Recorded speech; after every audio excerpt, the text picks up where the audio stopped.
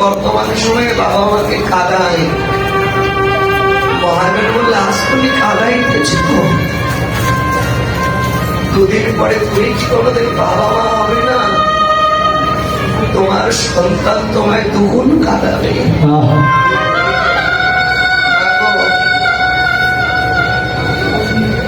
বাবা মা কেমন বস্তু, কেমন ধন, এখন তো সবাই বোঝে না। কেন জানে? আমাদের যে আজকের মা বোঝে কারা জানো? এই জগতে যারা হারিয়ে গেছে,